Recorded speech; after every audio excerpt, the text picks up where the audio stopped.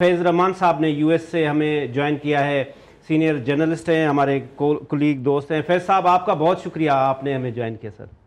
جی بہت بہت شکریہ ڈاکٹر صاحب، سر گڈ ٹو اس بی۔ پورے ایپیسوڈ کو جو خاص طور پہ یہاں پہ پچھلے 48 گھنٹے میں پاکستان میں جو ایکٹیویٹی ہوئی ہے، آپ واشنگٹن میں بیٹھے ہیں، یو ایس میں جو لوگ ہیں وہ کیا دیکھ رہے ہیں، وہ کیا سوچ رہے ہیں، آخر جو آؤٹ کم ہوا ہے اس کے بعد وہاں پہ کیا لوگوں کا اوپینین ہے؟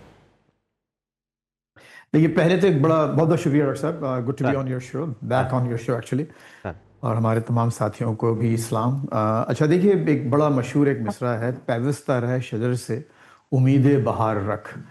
تو اب اس وقت سوائے اس کے ہمارے لیے اور کوئی آپشن نہیں ہے کہ دیکھیں کہ جن لوگوں کے پاس جو قوت ہے، طاقت ہے اس مسئلے کو ختم کرنے کی، نپٹانے کی، وہ میں نہیں سمجھتا ہے کہ کم از کم یہاں جو آج جو انہوں نے اعلان کیا ہے ہمارے صدر صاحب نے، آپ کو میرے اس بات جملے پہ اعتراض ہوتا ہے ہمارے صدر صاحب، جو میں واشنگٹن میں بیٹھا ہوں اس لیے کہتا ہوں کہ ہمارے صدر صاحب، اور واقعتاً ہیں بھی۔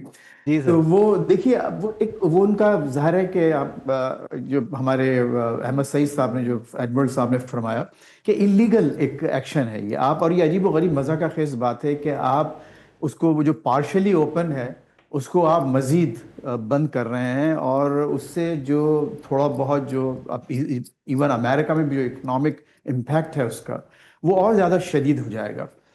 تو یہاں پر کوئی لگتا نہیں مجھے کہ ان کے پاس، ٹرمپ صاحب کے پاس کوئی واضح، یا ان کے ایڈمنسٹریشن کے پاس، ان کی ٹیم کے پاس کوئی واضح پالیسی ہے یا کوئی ایسی اسٹریٹجی ہے جس کے ذریعے یہ پورے معاملے کو نپٹانا چاہتے ہیں۔ ایک دیکھیں، صرف ری ایکشن ہے یہ پورا پروسیس، آپ دیکھیں شروع سے صرف ری ایکشنری لگ رہا ہے، یعنی ایک چیز ہوتی ہے تو اس کے رد عمل میں آپ ایک اور چیز نئی کر دیتے ہیں، ایک نیا ٹویٹ بھیج دیتے ہیں، اپنے ٹروتھ سوشل پہ آپ لگا دیتے ہیں کچھ۔